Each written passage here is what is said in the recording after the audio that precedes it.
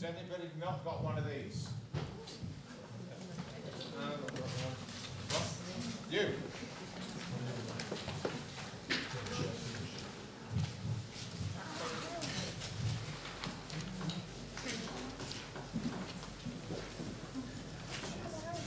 I'm not passing very far.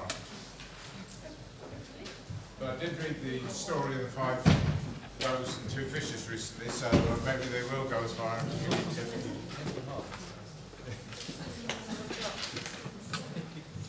Good morning, can you hear me all right? Marvellous. Right, so do a short Bible reading from Matthew 5, verses 38 to 42.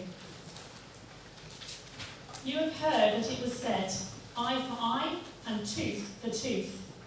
But I tell you, do not resist an evil person. If someone strikes you on the right cheek, turn to him the other also. And if someone wants to sue you and take your tunic, let him have your cloak as well. If someone forces you to go 1 mile, go with him 2 miles. Give to the one who asks you, and do not turn away from the one who wants to borrow from you. This is the word of the Lord.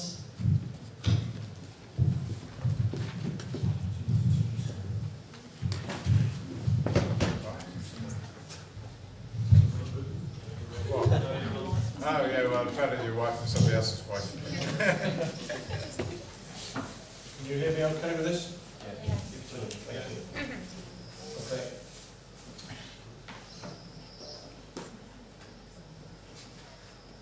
Okay, good morning. It's great to be here. Yes. I'm amazed you invited me back after last time when I was talking about donkeys and eels and Victor Meldrews. Is that me, is it?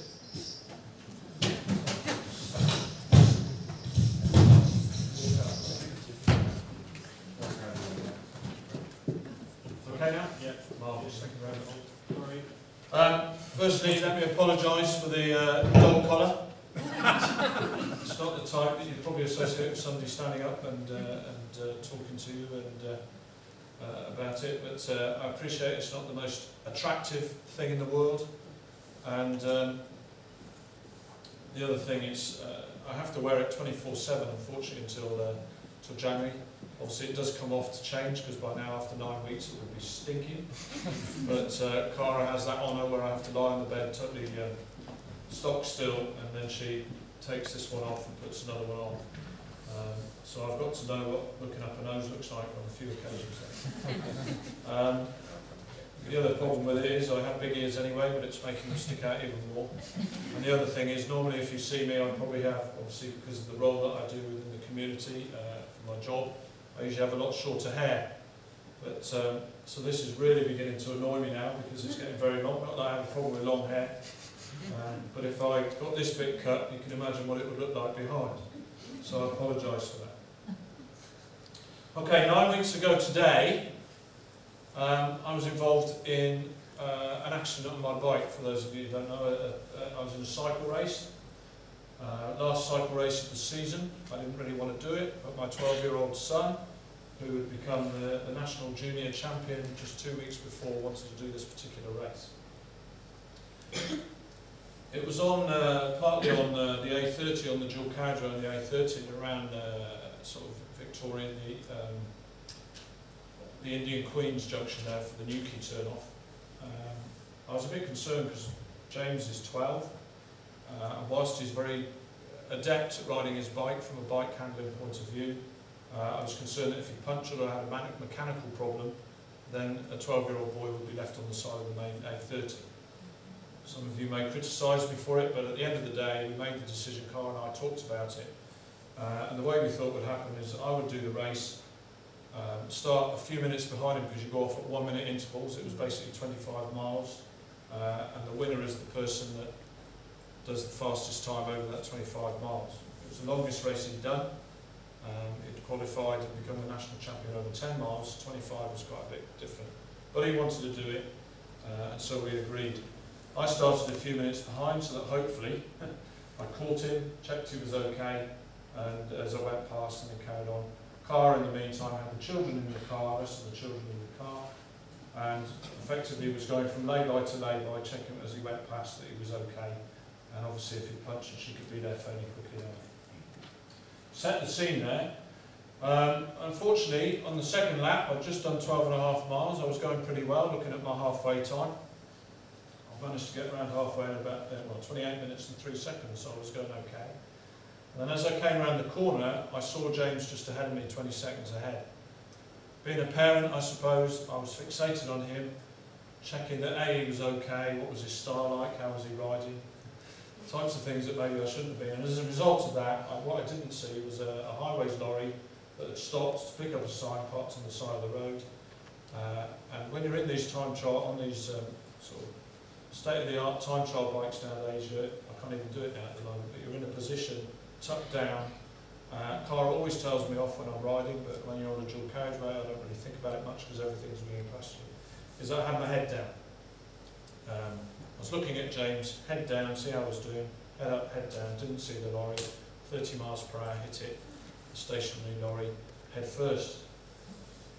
If any of you ride a bike without a helmet, can I suggest that you start wearing a helmet, because I can guarantee if you'd seen my helmet, as I did some 2.5 weeks later when I came out of hospital, there was no way I'd be alive now if I wasn't wearing a helmet. It looked like a hardboard, you know, when you get a hardboard egg and smack it on the top.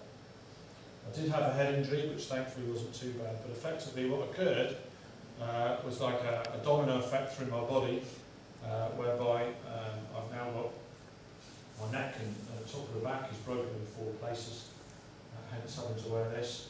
I have 4 broken ribs and a broken sternum and also a dislocated sternum. So at the moment, and apparently forever, it's going to stick out slightly.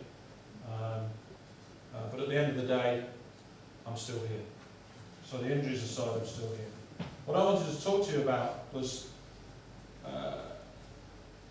when I hit the lorry. I didn't know I'd hit a lorry, if I'm honest. The first thing that I realised had happened was everything just went black, and that was it. 10 minutes later, and it was probably slightly less than 10 minutes, and I'll tell you the reason why in a second. I came round, and I was lying on the floor in the middle of the A30, which isn't a great place to be lying, and I could see cars coming towards me. There were 2 chaps from the lorry that I'd hit, who were obviously being very kind. And I remember the first thing I said to them as I fell and saw all the blood around my head and things like that, I honestly thought I was dying. And I said to this chap, can you tell my wife and children that I love them? And he kindly said, if I remember rightly, yes, I will. And then a voice came into my head. Now I believe, I don't know who it was, whether it was the Holy Spirit or somebody else from God's kingdom, said to me, are you staying or are you coming? Okay? And as I said, I felt like everything was coming to an end. I felt like that I was sort of, and this is a bit strange because this book here, I don't know if any of you have read it before. David gave it to me about 5 weeks ago to read. It's called Life on the Line by Pastor Des Sinclair.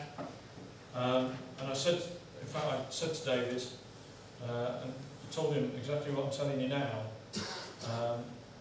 Within a couple of weeks, I think it was, because obviously by then I was getting a bit better, that I was sort of hovering and could see things above. And the reason I'm bringing this chap up is because he had a similar experience, albeit he died for 35 minutes and then came back. And he actually disappeared off into the kingdom of heaven. I didn't go anywhere like that. All I can tell you is that somebody asked me that question, are you coming or are you staying? And I was hovering around for a bit. And then what happened, looking at myself, then what happened is, car arrived in the car. Being a policeman, first thing I remember was actually the registration number, which was a bit weird. But I saw the car arrive, and at that point I remember thinking to myself, I'm not going anywhere. I do not want Cara and the children to see me in this state the last they see of me.